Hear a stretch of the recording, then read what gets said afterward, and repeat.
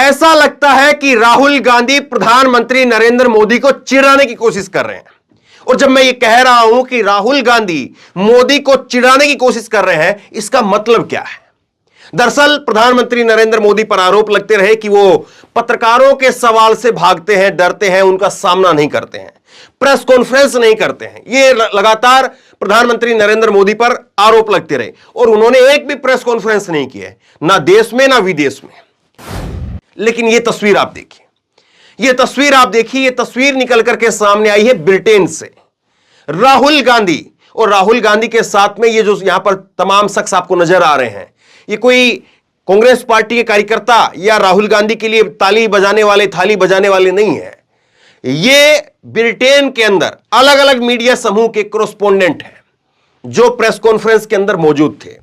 राहुल गांधी की press conference हुई, उस प्रेस कॉन्फ्रेंस के अंदर ये सारे पत्रकार वहां पर मौजूद थे और राहुल गांधी ने प्रेस कॉन्फ्रेंस के पूरे होने के बाद में इनके साथ में फोटो खिंचाई है। ऐसा नहीं हुआ कि कहीं पर वहां पर ब्रिटेन के अंदर पत्रकारों ने सवाल पूछा और राहुल गांधी बीच में प्रेस कॉन्फ्रेंस को छोड़ करके चले गए, या ऐसा नहीं हुआ कि कहीं पर जो है वो सवाल पूछा राहुल गांधी से और उसके बाद राहुल गांधी ने पानी का गिलास उठाया और कहा चलिए दोस्ती बनी रहे।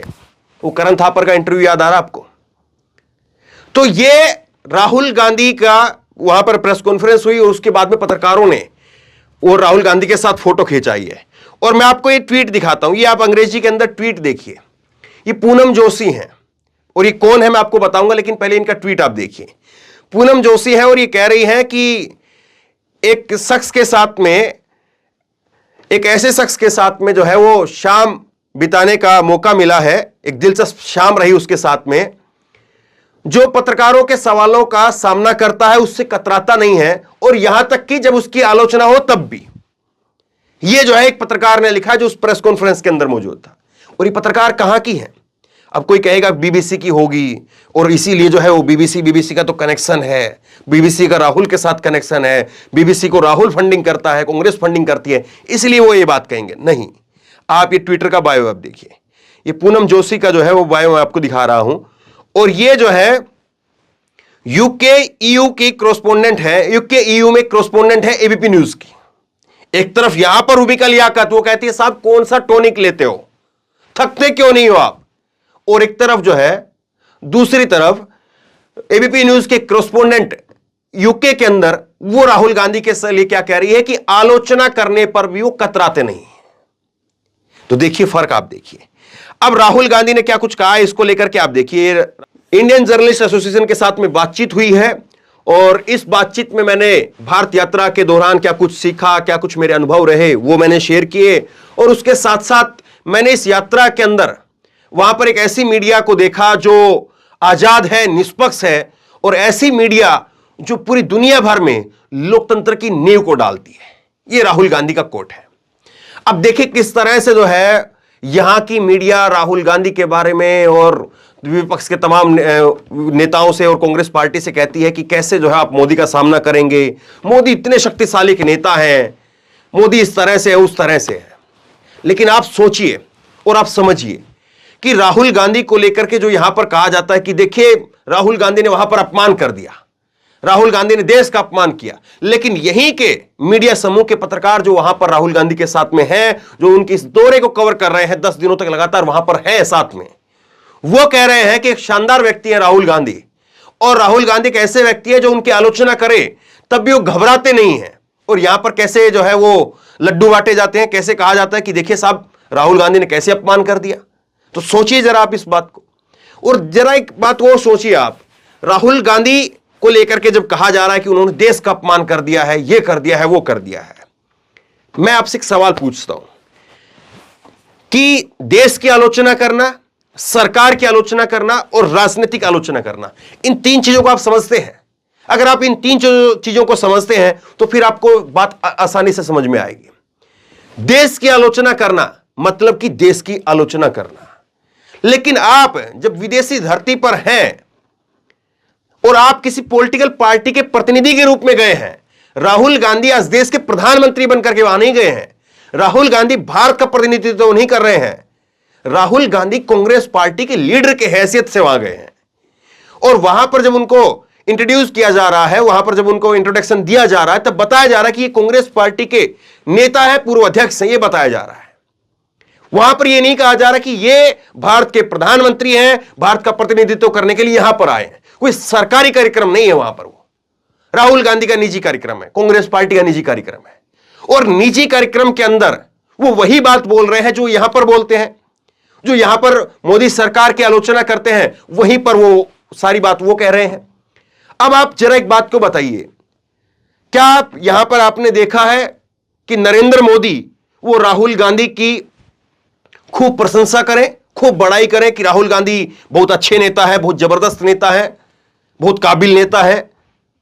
क्या ऐसा आपने देखा है? नहीं।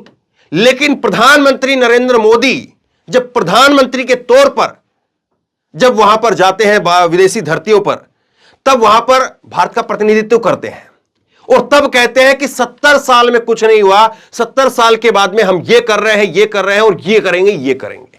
तो आप बताइए कि क्या देश का अपमान तब है या नहीं है कि 70 साल तक कुछ नहीं हुआ और बतौर प्रधानमंत्री वो जाकर के इस बात को कहते हैं। बीजेपी के नेता के तौर पर कहें तो कोई आपत्ति नहीं होनी चाहिए। हां, यह बात जरूर है कि वो इन बातों को अपने हाउडी मोदी और वो अलग अलग जो कार्यक्रम है उन कार्यक्रमों के अंदर कहते हैं। सरकारी कार्यक्रम के अंदर जो है वो कमोबेश इस प्रकार की बातें कहने से वो भी बचते हैं। अब आपको बात समझ में आएगी कि वो प्रधानमंत्री नरेंद्र मोदी भी खुद विदेशी धरती पर, हालांकि वो प्रधानमंत्री हैं तो उनका निजी जीवन कुछ रहा नहीं, लेकिन फिर भी जब वो सरकारी कार्यक्रम में होते हैं तो वो खुद बचते हैं। लेकिन जब वो बीजेपी के नेता के तौर पर जब वो विदेशी धरती पर होते हैं, जब वहां पर अलग अलग समुदाय के लोगों से बातचीत कर रहे होते हैं, तो क्या कुछ नहीं कहते हैं। और वो बयान तो मैंने आपको बताया है कि भारत में पैदा होने में शर्म आती थी।